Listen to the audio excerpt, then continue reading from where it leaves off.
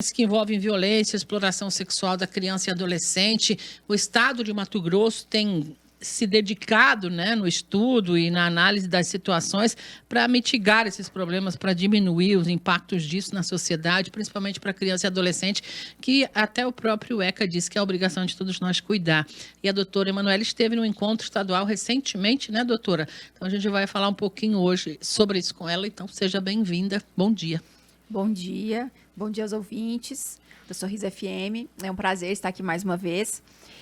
E exatamente, Marlene, nós estivemos no evento estadual nos dias 29 e 30 de maio, lá no Tribunal de Justiça, especificamente para tratar de temas relacionados à infância e juventude. Uhum.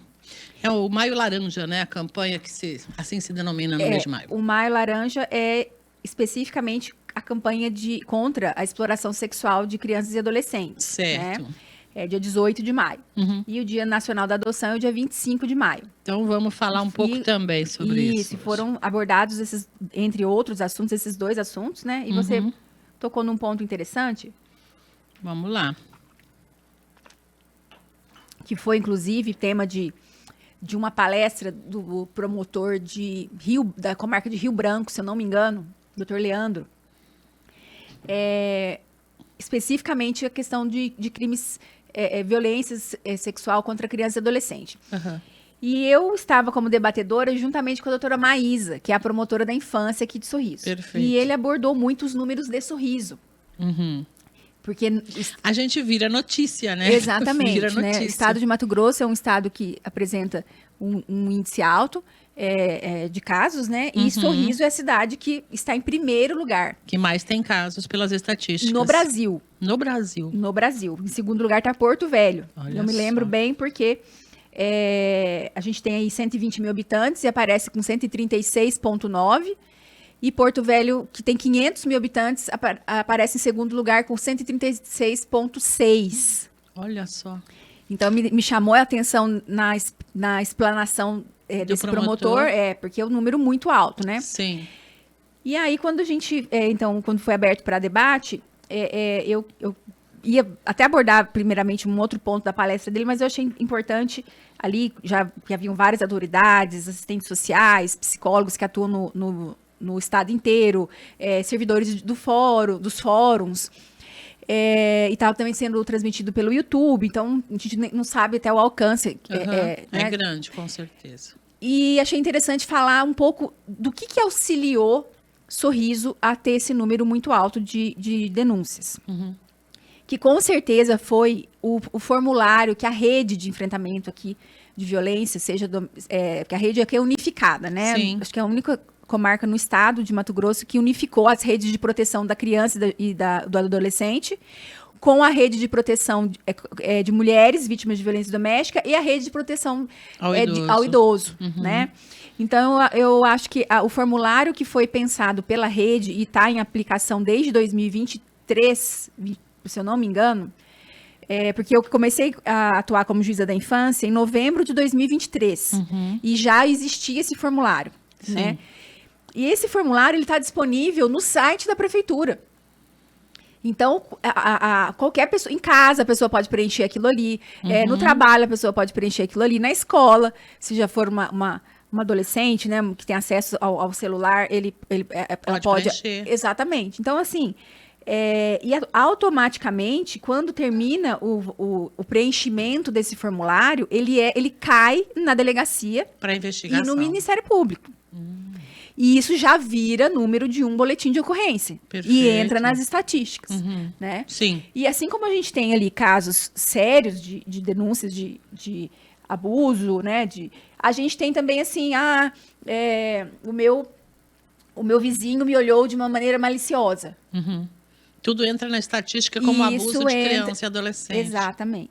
Bom, de certa forma, em que pese a situação mais agravada, doutora, já que é um problema cultural, talvez não seja de todo ruim que apareça. Não, né? eu acho que foi muito bom.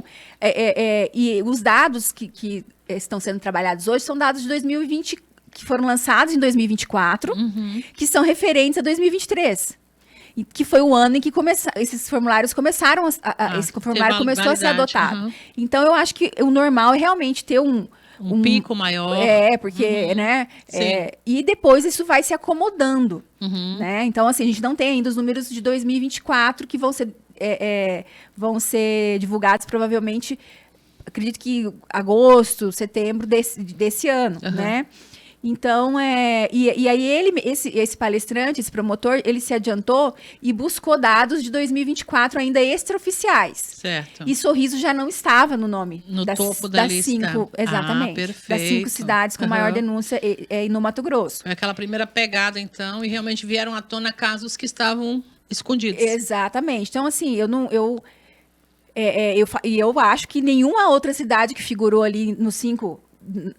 no topo da lista, dos 5 né? nacionais, do ranking nacional, nenhuma tem esse sistema tão facilitado de se fazer uma denúncia de um abuso sexual. Isso foi apresentado para possível replicação em outros locais? Eu até, como esse palestrante estava usando data show, eu pedi pro rapaz da informática do tribunal que o auxiliava nessa parte, pedi para entrar no site da prefeitura, mostrei aonde está lá o formulário, entramos no formulário, mostrei os campos. Então, assim, é bem autodidático, ali explica o passo a passo bem certinho, né? Fácil de preencher. E fica mais uma vez divulgado aqui para toda a população que no site da prefeitura existe o formulário para se preencher, para se efetuar a denúncia. Denunciar qualquer tipo de ato sexual, de violência contra criança e adolescente, né? E automaticamente ele cai na delegacia de polícia e no Ministério Público.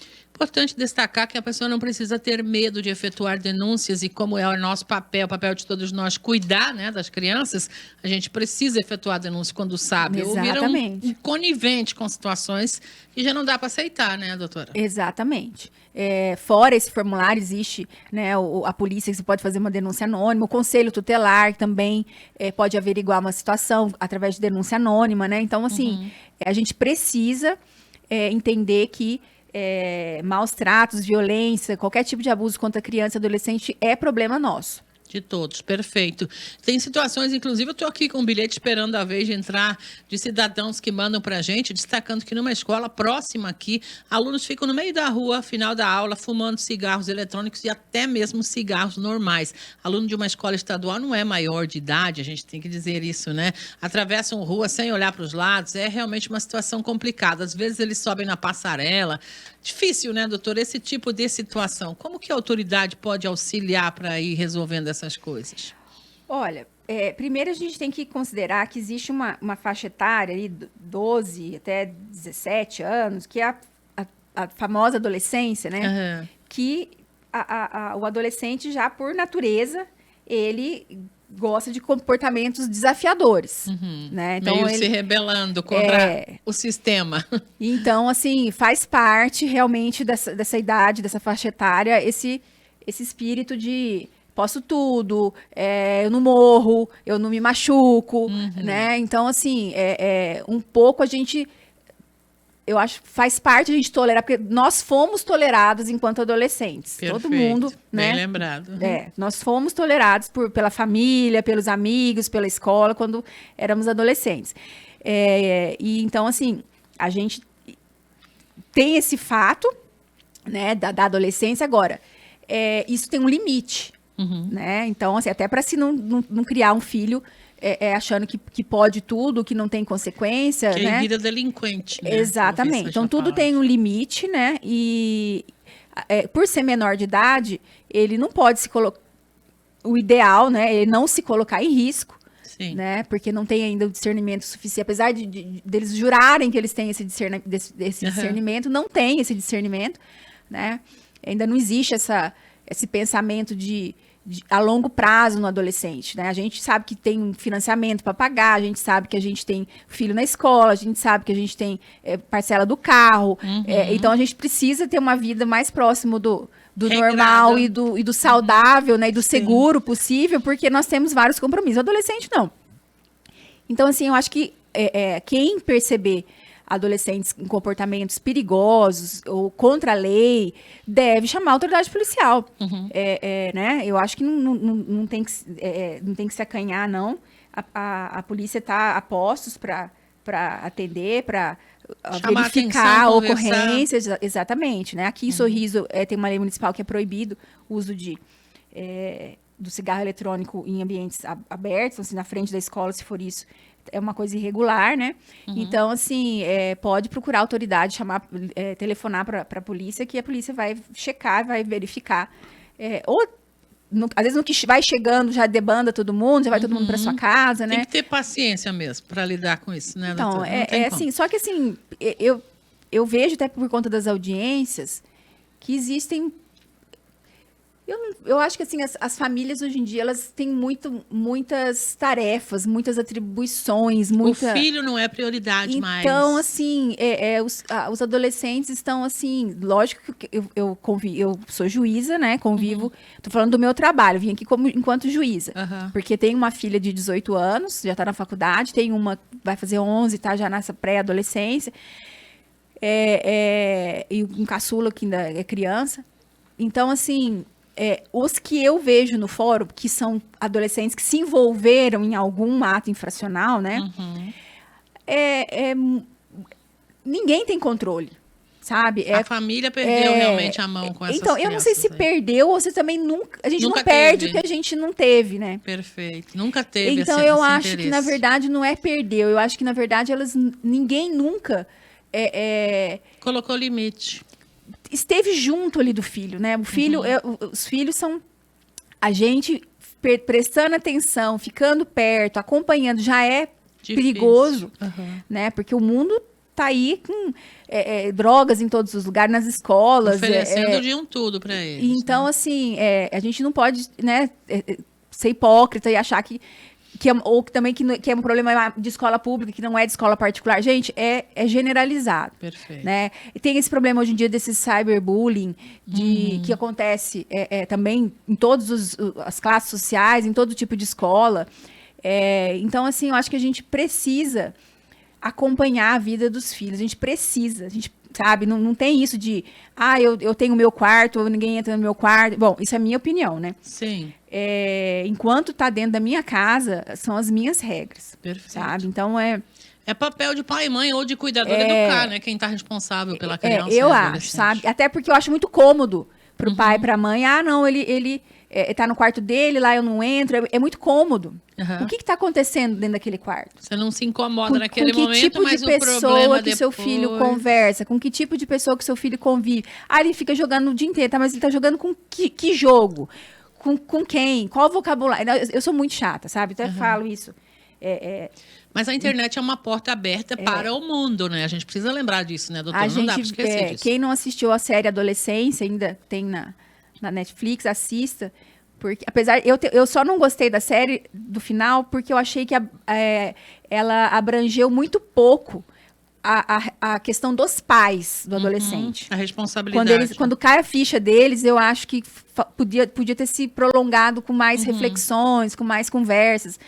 Mas é uma série muito interessante, porque é uma família de classe média e o pai trabalha, a mãe trabalha, tem um casal de filhos, e uma hora de madrugada, 5, 6 horas da manhã, a polícia invade a casa para prender o menino de 13 anos. Ninguém sabe por quê, nunca imaginou que seria possível isso. Então, assim, aquela polícia que chega, estoura a porta, entra na Inglaterra, se passa na Inglaterra essa série. E fica todo mundo perplexo. Como assim ele era um menino bom, um menino bom. Ele é acusado de assassinato. Olha só. Então, é uma série que vai mostrando a vida do menino na escola, as amizades, os pensamentos dele, o tipo de postagem que ele faz, os tipos de figurinhas que o filho usa no WhatsApp. Como ele tem um chegou significado que a gente não nem imagina. Então, assim, eu acho que a gente tem que procurar sempre conversar com os filhos, né? Explicar esses perigos, acompanhar... assim, vai na casa de quem, né? Faz o trabalho aqui para conhecer seus amigos. Também tornar a casa um ambiente agradável para que todos os amigos venham, exatamente. Perfeito. A gente quer que os filhos da gente tenham amigos, quer que, né, sejam que vivam pessoas. Bem a vida. Então, assim, eu acho que Só que é um projeto, filho, é um projeto, assim... A longo prazo, é um a projeto gente- cumprido, né? a gente Tem que pensar abraçar. bem. Eu, quando adolescente, achava, eu vou casar, vou ter filho. Aquela coisa que a gente imagina, né? E hoje eu vejo que não é para todo mundo. Para Emanuele Navarro, ela que é a juíza da Vara da Infância e Juventude, enquanto a gente falava aí no intervalo, chegou um recado aqui dizendo o seguinte, que na verdade precisamos de mais oficinas de contraturno, ocupar as cabeças desta geração que não tem limites e mais orientações para genitores. É o que a doutora estava colocando aqui, né? Precisamos de pais conscientes, de mais conscientes, enfim. Mas outro tema tratado pela justiça envolvendo crianças também no Mato Grosso é a entrega legal. A gente havia falado já do projeto de adoção aqui em Sorriso. É a mesma coisa, doutora? Né? Para fazer a adoção de forma legalizada, é isso? Isso. Inclusive, essa semana é a semana estadual de conscientização da entrega legal. E nada mais é do que aquela gestante que não vai poder ficar com o filho. Essa gestante, então, procura a Vara da Infância e Juventude, ali no fórum. A gente está todos os dias do meio-dia às 19 horas. E vai, então, preencher um formulário dizendo que, dando o nome, endereço, né? Ali fala se ela quer fazer o pré-natal no mesmo bairro onde ela mora, se ela quer ver a criança quando nascesse, enfim. Ali tem várias opções que ela vai nos orientar como ela quer ser Atendida. tratada durante a Perfeito. gestação, exatamente, né? Então, a gente vai encaminhá-la para o pré-natal, já vamos entrar em contato com o hospital, que ela indicar para avisar da previsão do parto, enfim, nós vamos acompanhá-la durante toda a gestação, né? E depois que a criança nasce, nós ainda guardamos de 10 a 15 dias para fazer a audiência. A lei fala que tem que ser 10 dias. Mas às vezes não dá para ser no 10º dia, então não passa também de 15. Para a gente fazer essa audiência, e nessa audiência, esse prazo é para que ela possa se arrepender De doar, no caso. e receba o filho de volta. Perfeito. Mas se na audiência a vontade dela ainda for essa, aí vai ser irrevogável, não vai ter como mais voltar atrás, esse bebê automaticamente vai para a fila Da adoção. dos pretendentes à adoção. Perfeito. Aqui em Sorriso tem bastante casos ou poucos casos? Na Olha, sua visão? não, a gente tem atendido bastante casos, É. sabe? Inclusive, neste momento, tem um bebê que está aguardando esse prazo de 10 dias. Olha só. E já temos uma outra gestante que nós estamos acompanhando, deve ganhar o bebê, mas daqui um mês. Perfeito. Então, a gente não é incomum, não. O que eu acho muito bom, né? Porque Sim, eu falo que, claro. às vezes, essa gestante iria cometer um aborto, poderia colocar em risco até a vida dela, iria nascer e abandonar, igual a gente vê neném abandonado em caixa, em sacola, Sim. acaba até morrendo. São muitas situações, verdade. Exatamente. Então, assim, essa gestante, então, pode ficar tranquila, pode nos procurar ali no fórum, a Vara da Infância, e a gente vai acolhê-la. Acho que o principal é isso, acolher essa gestante, porque é um momento de muita vulnerabilidade, né? A gestante já é vulnerável, sensível Pelos hormônios, Exatamente. a questão hormonal, E ainda normal. uma pessoa aqui, uma mulher que tem essa ideia, que não é uma decisão fácil de ser tomada, então ela precisa ser acolhida. Não é crime, não tem problema nenhum, ela não vai ser incomodada. Depois dessa audiência que a gente faz depois de 10 dias do nascimento, ela não vai ser mais incomodada. Vai tocar a sua vida. Vai tocar a sua vida, é sigiloso. Sim. Ela pode pedir sigilo, inclusive, ali no PSF e no hospital. Então, é para a gente te garantir que ela fique tranquila, tenha uma gravidez o mais tranquilo possível, e depois esse bebê, ela continua a vida dela e o bebê vai para uma família que está aguardando há anos. E que com certeza vai cuidar muito bem. Isso tudo está ligado com o que a gente falava antes da responsabilidade que os pais querem realmente assumir para criar um filho, né? Exatamente. São casais que preencheram todos os requisitos, juntaram documentos, comprovantes de rendimento, atestado médico, que tá tudo certo. Agora, são pessoas que cumpriram os requisitos da lei para receber uma criança, né? É diferente de um casal que está namorando, a moça engravida, ninguém sabe direito, às vezes, da vida do outro, se preenche os requisitos ou não. Enfim, então, assim, são pessoas, casais que passaram por um teste, digamos assim, e foram aprovados. Agora, depois que a gente tem filho, o teste é eterno, né? A gente... Sim. Não sabe o que vem pela A frente gente aí, não, né? exatamente, não sabe o que vem pela frente, né? E é o que esse ouvinte falou. A gente precisa, eu acho, e os pais também procurarem, porque isso tem, às vezes, na internet, gratuitamente, palestras, cursos de formação para pais. Psicólogo da escola hoje em dia atende para essas Também, coisas também, né? né?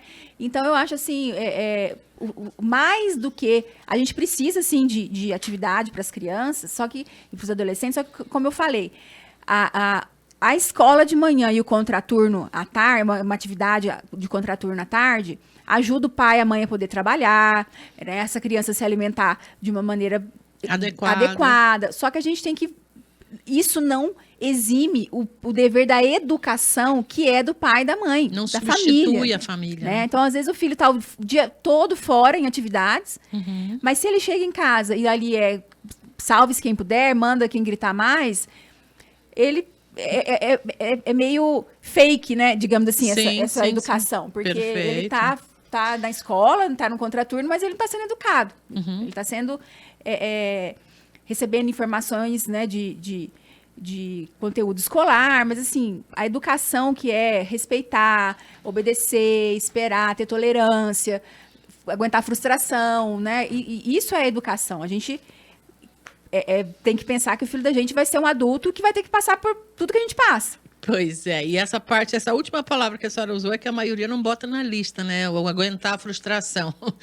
O pai e a mãe não gostam de ver que o filho sofra lá um pouquinho, né? Que a gente quer realmente tomar a dor deles pra gente, mas precisa deixar se habituar, porque a vida dá uns tombos, né? Se não tá acostumado é pior, né? Se existisse um carimbo que pudesse dar na testa do filho, esse é filho do fulano com a fulana. A vida vai ser leve Linda com pra ele. Então, Só que gente, não. isso não existe, né? Então, assim, o mundo, ele tá aí para todo mundo. Nós somos 7 bilhões de habitantes desse planeta. Então, assim, o meu filho, que eu amo de paixão, não tem nada de especial. Né? Porque o meu filho não vale mais que o filho de ninguém. Sim. E a minha preocupação eu quero que ele seja um adulto, até porque eu vou faltar. Algum dia vai. Né? Então, eu quero que ele seja um adulto que vai conseguir tocar a vida dele bem, ele vai ter sempre né, assim, esperança de dias melhores, ele vai ser incentivado, ele vai ter uma família, ele vai... Agora, para isso tudo, a pessoa tem que ser educada. Ninguém aguenta um marido ou uma mulher mal educada, mimadão, violenta, mimadona. Exatamente. Então, assim, difícil.